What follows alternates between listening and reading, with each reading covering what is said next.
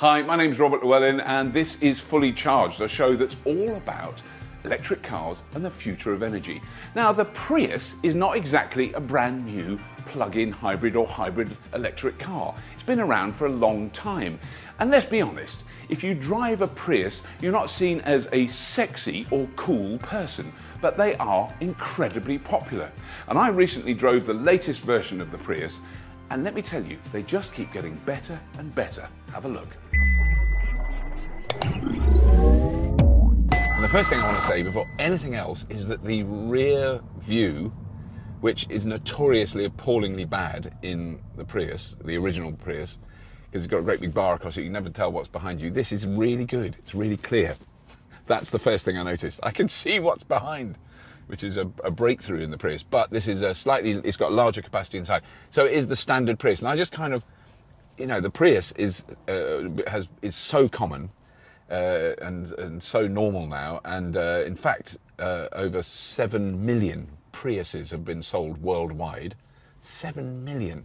And this is a car that was universally condemned by motoring journalists when it came out. It's rubbish, it's worse for the planet than anything else, all those cliches that were churned out.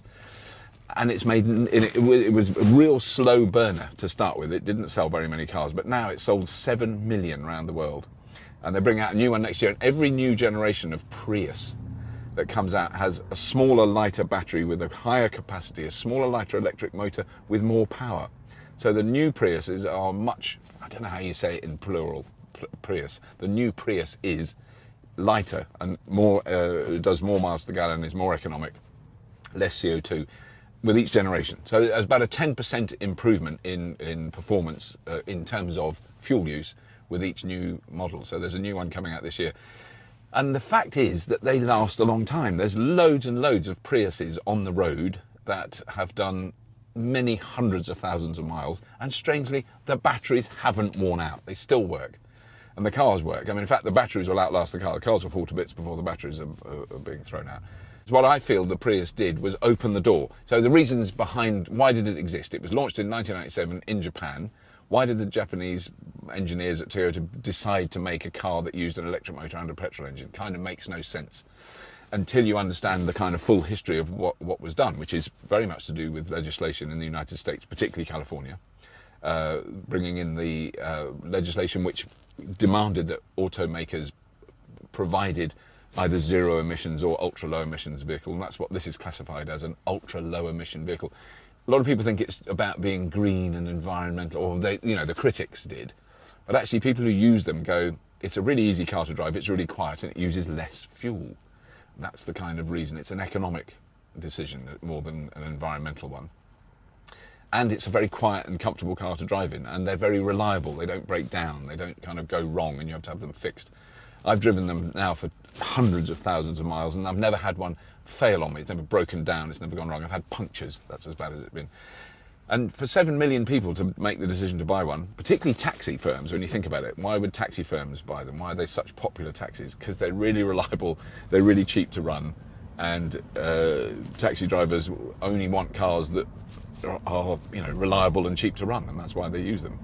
I think this is the one that really made people think about fuel use, which I don't think people considered. They would moan about the cost.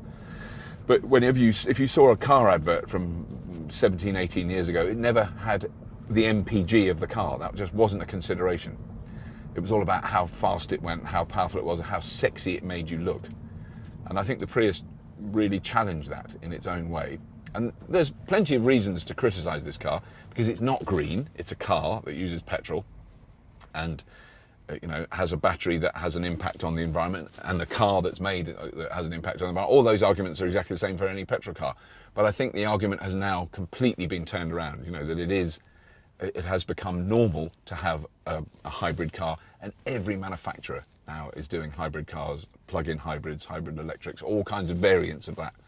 And this was the first one, and this was the successful one. This was the one that worked and was proved to be reliable. So it's really well engineered, really well made car that is essentially quite boring. If you're looking for a really exciting car, and people who are used to driving things like, let me just pluck something out of the air, a V8 Dodge truck, they're not going to get the satisfaction they get from gunning their V8. Now, as I cruise down the strip in Las Vegas, I'm thinking about the price of oil, which is not probably what a lot of other people are doing. They're probably thinking about, you know, gambling, getting drunk and strippers. But I'm thinking about the price of oil, the volatility of the oil market. Currently, the cost of oil has dropped by 50%, about half what it cost a month ago. And some commentators have made the point that that's going to affect the sales of electric and hybrid and plug-in hybrid cars, which I think has already been proved to be false, and I don't think it will have any effect at all, because that's not really the reason people are doing it. I mean, there are economic reasons that people buy them, but I think there's a general feeling amongst a lot of people now that are considering about how cars are powered and how they go along and how they're used. You know, that they are seeing, particularly in the manufacturers, but more and more customers are saying the electric mobility is the future without any question. And, you know, there's enormous moves, which I'm witnessing here in Vegas, there's enormous moves towards that end. I'm going to now pull out in an aggressive Las Vegas manner. And so I think it doesn't make any difference at all if the price of oil was $1 a barrel. And you could, you know, when we filled this car yesterday, I asked for $20 of fuel, which is about £15, and we couldn't get it in. There wasn't enough room. The tank isn't big enough. You know, gas is very cheap in the United States at the moment, and it's got a lot cheaper recently. And it's irrelevant, really. It doesn't make any difference, you know, because, you know, if you've got a car like this, then you're spending very, very little on gasoline. You know, it's a very cheap car to run. But however cheap it is, it's still cheaper to drive a pure electric car. Yeah, per mile, it is much cheaper. You know, there's no comparison. So I mean, I guess oil's got to be about a penny a barrel, and you can fill your gas tank for 5 cents. Then a petrol car might be cheaper for that period of time while oil is that low. But the one thing we can all guarantee is that price is going to go back up. Everyone knows that. You know, it's inevitable. And here's the thing: the next step. Okay, so Toyota introduced this car in 1997. This year, they're introducing the Mirai. What is the Mirai? I'm guessing that's how you say it. It is a hydrogen fuel cell car.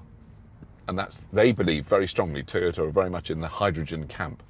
It's a hydrogen fuel cell car, which, you know, those of you that know about hydrogen fuel cells will understand it's an electric car, but instead of using a battery, it uses a tank of hydrogen, which pumps through a fuel cell which generates electricity, which is what makes the car go along. And they obviously very firmly believe that hydrogen is the future. And later this year, on Fully Charged, I'll be driving the Mirai hydrogen fuel cell car. And I'm really excited about it because who knows? I've got no idea whether that, you know, in 20 years' time, there'll be 7 million hydrogen fuel cell cars on the road. On the plus side, from the point of view of hydrogen, all that comes out the back is water. On the minus side, you could ask, where does the hydrogen come from? Because at the moment, 90% of the world's supply of hydrogen comes from the oil and gas industry. It's stripped out of natural gas. So it's technically, you could argue it's a fossil fuel. It's a byproduct of fossil fuels. And so there is that argument. And it's a very popular fuel with the big oil companies. They're really, you know, Shell, BP, they all love hydrogen and they are very keen to support it for very obvious reasons, because they can sell it to us. Perfectly legitimate. There's nothing wrong with it. There's no evil conspiracy. It's business. And so it will be really interesting to see what that car's like, how people react to it. There's a lot of people. Today, for instance, I've had 2 tweets when I've mentioned electric cars going, they think that battery electric cars are Betamax and hydrogen is VHS. You know, that hydrogen is the way that everything will go. And they could be right. I'm trying to remain neutral on the topic. I think it's very important because who knows? I haven't got a clue. I don't know what's going to happen. But that is very exciting. And it is interesting that Toyota are the brand that have chosen to do that. And that's the way they've decided to go. Because every other car manufacturer is going for battery electric cars. But Toyota have decided, even though they have the experience of the Prius and the enormous, the enormous sales they've had. For the first few years, the sales of the Prius were very, very poor, and it was a very slow uptake. And it's kind of in the last 6-7 years, it's gone up very high. So that's all for this episode of Fully Charged. I just want to do a little update on the Prius and how it's developing, and also looking forward with great excitement to the Toyota Mirai, or the Toyota Mirai, because I'm in the United States, you know, I'm trying to blend in. Anyway, that's all. See you again soon.